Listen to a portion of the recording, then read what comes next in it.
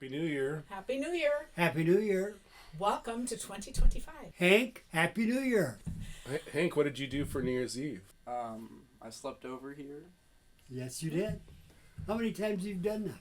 Well, what happened last year when Grandma and Grandpa picked you up? On New Year's Eve. I threw up in your car. Yes. So that was memorable. We took you back home. And I cleaned it up. Yeah. And on the way home, after dropping them off, Got popcorn. I stopped to buy popcorn and I ate them. And Karen says, "You gotta be kidding. You didn't wash your hands." So that's been the story forever. I mean, that is pretty but gross. It is so Well, gross. and No I one could would have share gotten it with sick. him. Yeah, oh, you could have. That was the grossest part. But that is. But I didn't. But that's Tim. Have we talked about how when Hank was a baby, I'd suck the snot out of his nose? Yeah. And and I was like, I feel like that's the sort of thing you would have done. Yeah. I don't know if you ever did, but I wouldn't. So I don't would. like gross I would. things. You can be stuffy. yeah. So what's interesting over time, because Hank has spent New Year's with us since you were little, and we were commenting last night on how it's so changed, because we used to be playing hide and seek and being active, running around doing all this stuff. What did we do last night? I mainly helped you with like technology you could not figure out or you could just not get to work. Yep. I've been cleaning and I found some old things that I never could figure out what to work, so they were just sitting there. One wasn't even open, didn't know what to do. So he had fun just playing with this stuff and figure out if we could do it. So I said, yeah, life has changed. We sit back and watch all that, but that is very fun. And then he and I came up with a fun idea. So I'm going to mention that a little later.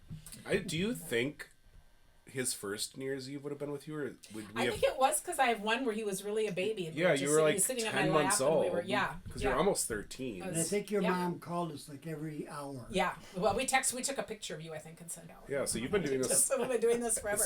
I wonder how many. Will you be like 25 and? Yeah, I know. Flying we're to honored Minnesota. every time at this And point that he still wants to do that. So This year I it's said, fun. "Hank, have you heard from your mom?" No. do you care? No, I'm not worried about her. Or the real question is, how many years before were the grandparents watching his kids on New Year's Eve? Maybe 10, 20? I don't know. Do you want to share the... So I always think the end of the year is still a fun time to kind of just look back over the year and think about next year. So I just thought we could each share a memory of something wonderful about this last year. A favorite memory or something you loved, or whoever wants to start. I'll start. Turning 75. Having a big party. Having all the kids here for it. Having all the kids. Yeah, it was very nice. And this year we're going to have a big party for Mom turning Yes, 75. I know it. Yes. And I'm going to be gone, so Yeah. I'll miss the whole thing, so have fun. Well, she's done that before. I have done that before. She scheduled Stampin' Up! Parties in Chicago, and I said, "It's your 50th birthday. What are you doing?" "Oh, I guess I..." Oh, I didn't even realize that it was my birthday or that I was turning 50. He says, I think that's a big one. The kids would want you home. I'm going, that's how oblivious I am to dates. So, no, it was a good year for me because 50 years of wedded bliss, 75 years of age, and just part of that 75 years of age was significant because my dad died when he was 55. And that was, he would have been 100 years old now, but, I was... You were 20 years, yeah. 20 years older at that age when he died. It was like, whoa, he was dead a long time, very young. Well, you're not far from that. My age? You're 10 years? Yeah, I'm 45. I know you're 10 Yeah. years from the age he was. That Yeah. is so weird. Yeah. That is young. Yeah. I think for me, one of my favorite memories was just the week we spent down in Galveston. Was by ourselves. Yep. I had no appointments, nothing to do, and we stayed in one of those stilt houses. Tiny house. The porch outside was bigger than the house, and we could watch the sunrise, sunset, see the water, hear the water, and just having a week there of just really being isolated, the two of us. And I thought, we've never done that. We've never kind of experienced that kind of vacation, so that was really cool for me. Yeah. To me, I feel like our trip to San Francisco is my highlight of the year. And, you and I went together. So Jamie and Hank and I went to LA, and then Hank and I drove up to San Francisco. We went to a Giants game and to an A's game. And it's the last year the A's are in the Coliseum. And we had 3 nights, and just recently we were reflecting. We went there to see baseball, and the baseball was so much fun. But our day off was kind of the highlight of the trip. Yeah. We, just went around town. We took a ferry ride under the Golden Gate Bridge. We drove across the Golden Gate Bridge. Except it was super foggy. Yeah, it was really foggy, but it's magical. There's like a trumpet player in this like old, like abandoned, like military base. Wow. So it's like concrete, and fog is just rolling through. And this trumpet player, and it's just the Whoa. acoustics were incredible. There's like kids running around like laughing and. So Hank, how about you? Probably. You can't pick the same. No, it's related to yours, but I don't remember how you did it. There wasn't anything big, but when you told me we were going to LA on that trip, I don't remember how you did it. Like, Yeah, you can't remember anything because I can't either. I think Mom just texted me telling me to come down, and then you told me. Oh yeah, I think you it were was similar excited. to when you got me my phone. You were just like eating the chips. Yeah, and it was just sitting on the. Those chips were disgusting. Please never buy those again. So, the point of that is that even though you remember the details, you remember how it made you feel.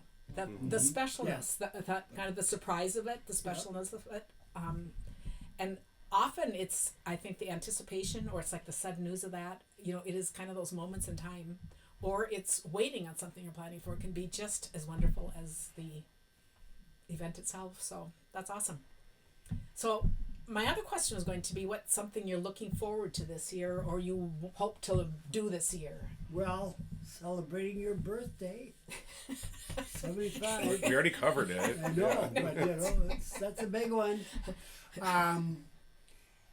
Trying to figure out which ones of the kids and friends are going to pull off this big surprise.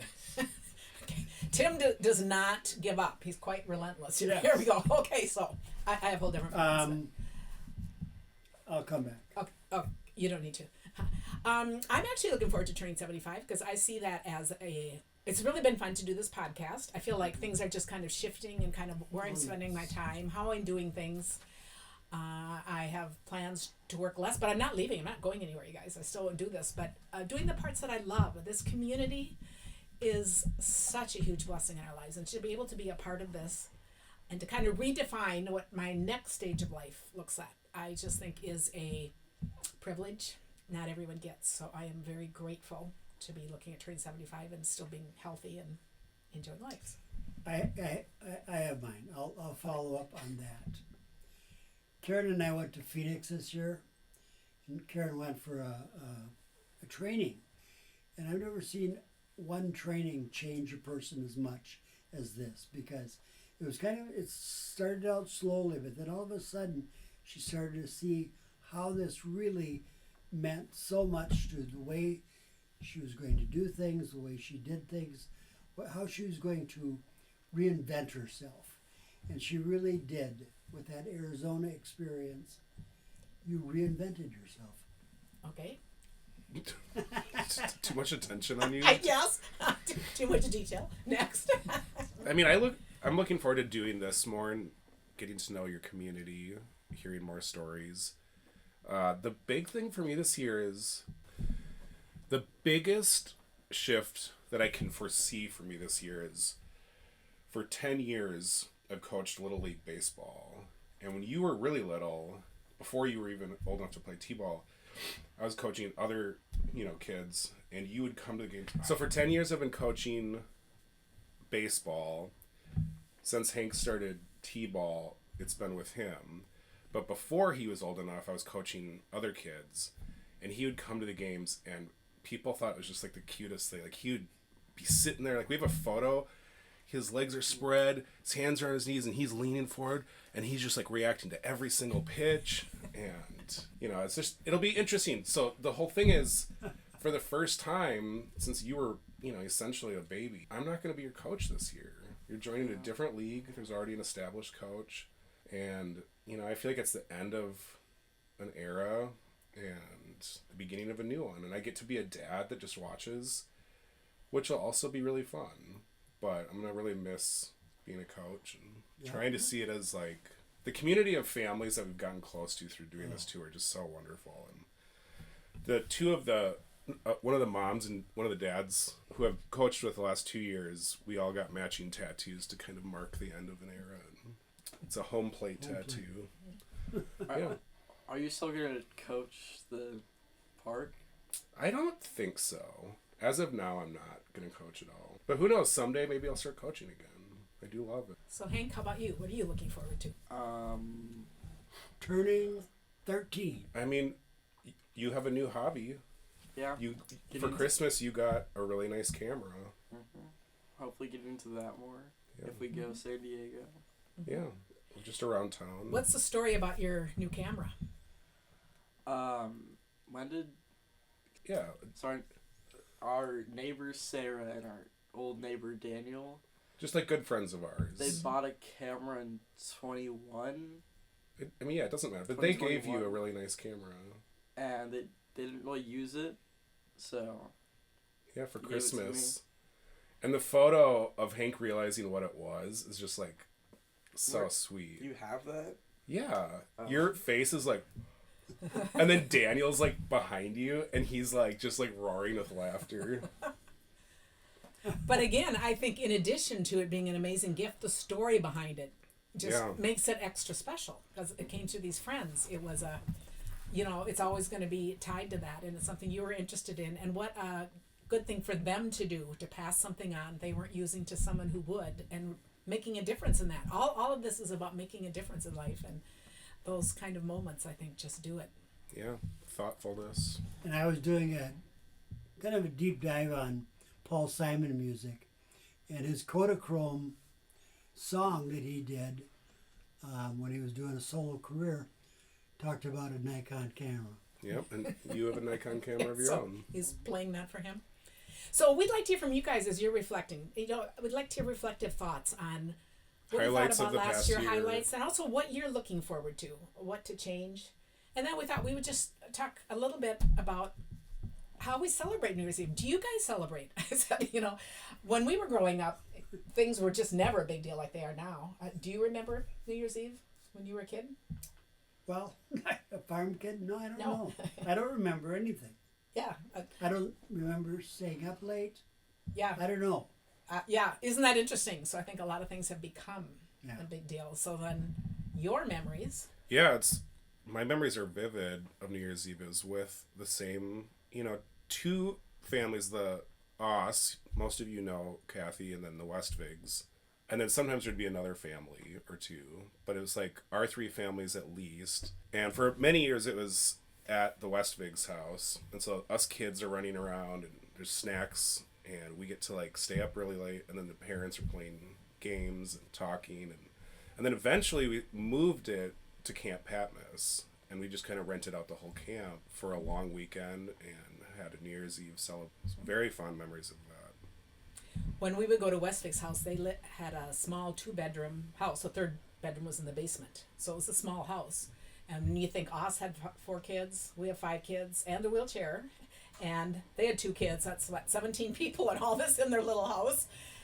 But you make it work. And I Oh, just yeah. think it was such fond memories. And then no one's driving that night, and it was just wall to wall sleeping bags, after about 4. I mean, you guys stayed up really, really late. And I think we all stayed up really late. But those are really fun memories. Yeah, very fun. And then we had a lot of quiet years while Tim drove limo. And I got used to that. I always kind of enjoyed that, being home alone too, and just being reflective on the year. So we just never did anything beyond. And then when Hank came along, we had a whole new tradition. So, it's the ebb and flow of life. I just think it's really fun to look at how things change over time, how we adapt. And at this stage of my life, I don't want to be out driving and going to parties and stuff. It's just so fun to be here. And as long as Hank comes, that's wonderful. And when he doesn't, we'll have a quiet. When he throws up in your car on the way to here. When he doesn't, we won't see the new year in anymore. I think that'll be the reality. So anyway. We used to, at 11 o'clock, the ball would drop in New York. So we'd be watching that, say, okay, Hank, go to bed. And it was only 11 here. It doesn't fall. Well, Yeah. Karen and I went to bed like right after. Yeah. Mhm. And Hank was still up. I don't know when he went to bed. Yeah, I know. It's Two, totally probably. different. It's like it's always just very fun. So anyway, now we want to hear your turn. So we just thought it'd be fun to start the year with this, and then I thought we end with a card, with some special card, and I just thought it would be fun to start the year off with humor. I was listening to somebody the other day, and I don't know who it was, but she was saying her biggest goal for the new year was to laugh more. We were talking about how kids laugh so many times in a day, and as adults, you just don't, and how laughter is so good for us. And so Tim will be excited because he'll think I'll start laughing at his jokes, and I'm not sure that Oh that no, will exactly she do does. She's very kind. it. But It's like Hank laughing at my jokes. Yeah. Grandpa's jokes are better than yours. so when we talk about cards that make a difference, Thank you.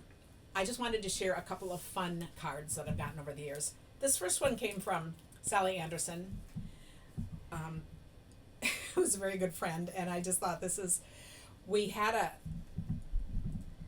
the idea of taking a sentiment. The sentiment is, be as bold as your lipstick. Well, like, I don't have lipsticks, that wouldn't mean much anyway, but she crossed out lipstick and put husband.